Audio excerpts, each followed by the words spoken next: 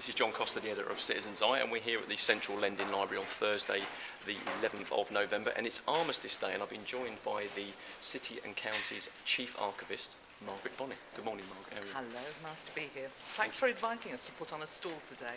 Thanks very much for coming. This is the second year you've supported us, and that's been excellent. It's very quiet, wasn't it, for those 2 minutes? I don't think I've ever heard a 2-minute silence that was actually that quiet in a public building. That's right. The only thing I heard was a bus going by, actually. Everybody else was really quiet and observing the silence. It was great. Now, I was speaking to my father a couple of weeks ago about Remembrance Day coming up like last year, and he was actually saying he can remember as a child when everything stopped, all the traffic stopped, everybody walking down the street, literally nobody moved. When do you think those kind of things start changing and don't happen anymore and life just carries on? I think it's a really difficult thing to identify a particular time, but I think over the years people have lost that sense of respect for the day and the time until quite recently. And I think because of Afghanistan and the returning war, the dead that are coming through, Wootton Bassett has revived this idea of there being a time when everybody has to be quiet, respectful, pay their respects, and the whole town turning out, and that being shown on the television very frequently these days, I think has rekindled the interest in today as well as Remembrance Sunday. The Army actually came to the Athena conference centre a few weeks ago and did a presentation to members of the community that they invited along, and the Colonel stood up from the presentation team and made quite an interesting statement. He said that a lot of the forces that are serving at the moment think a lot of the mainstream media cover the war in Afghanistan and the conflict through the prism of Wootton Bassett, and I thought that was quite an interesting way of describing it. There's a lot of things going on, and hopefully we're certainly talking to the MOD about Citizen's Eye being able to go out to Afghanistan and make sort of Citizen's Eye type things like we're doing here with flip cams around hospitals and schools and things like that, because we don't really get to hear about that, do we? No. I think one of the interesting things, though, about the Wootton Bassett experience is that people are identifying with individual casualties of war. It's not just about war in general, war over there. It's seeing what happens when somebody, a particular young person with a family, with dependents, dies in conflict, is brought home, and a whole town, other people respond immediately to that. It's the sense of knowing the people almost. It's making it quite important. Now, can I ask you a question about Armistice Day? Obviously, it had an original meaning, which is when the actual ceasefire was called, wasn't it? 11th hour, the 11th day of the 11th month in 1918.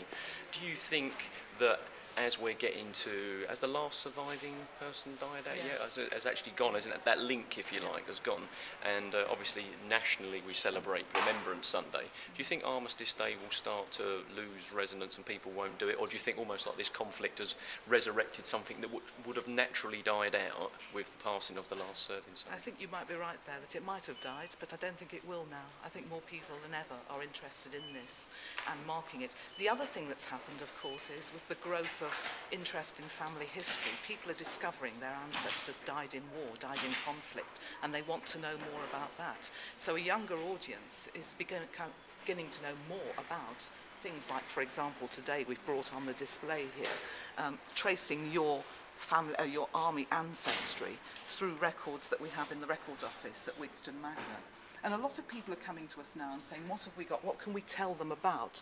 Not just what their particular relative did at the time, but the whole context of war. Why was the Leicester Regiment there? What were they doing in Flanders? All this sort of thing. And that helps, I think, to rekindle this importance that Armistice Day has for people. Now, we've got a young reporter called Harry Cunningham who actually lives in Wigston, and I've asked him to come down to an event which we can talk about now this evening at the records office. But the interesting thing is, he said to me, I was there earlier in the summer, because I was explaining it to Robin, to actually investigate one of his ancestors who had actually served in the Leicestershire Regiment. So it kind of brings us nicely on to this evening's launch. Can you tell us a little bit about it? Well, tonight's launch is a book by a local author, Derek Seaton, and he's written about a particular man who won the VC in the First World War and lived, was brought up with, and his family are in Wigston. And interestingly enough, the building where the record office is today is the school which this man called Bolter attended. That is amazing, isn't it? So there's a kind of continuum of history there. And I think Robin will tell you more about the book itself and the details of it. But that's tonight's event, and I hope the book sells really well for Derek, and we will be promoting it at all possible Shamelessly, fantastic. Shamelessly.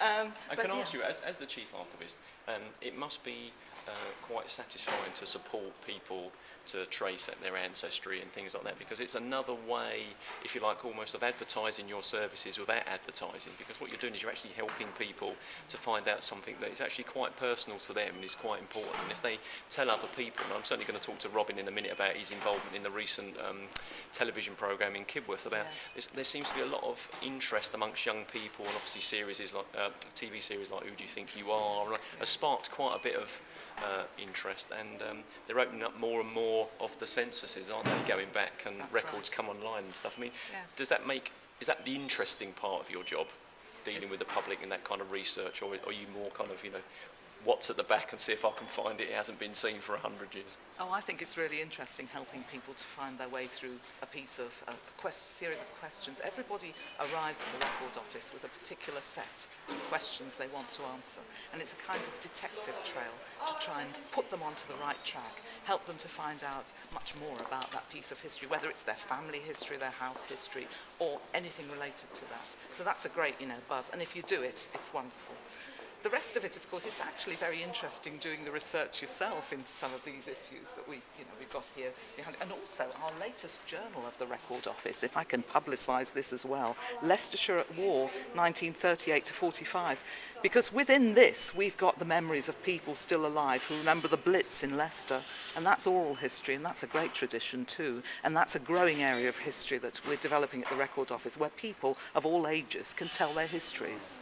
And do you think with young people and research at school and things like that, I think, you mentioned, say, the term Blitz, and people automatically think of London and bombing and all that sort of stuff. And what they don't realise is, places in the Midlands, especially like that, Coventry with its own unique place in Blitz history, if you like, where they'd broken the code, but Churchill made the decision to let them bomb Coventry so the Germans didn't know that we'd broken the code.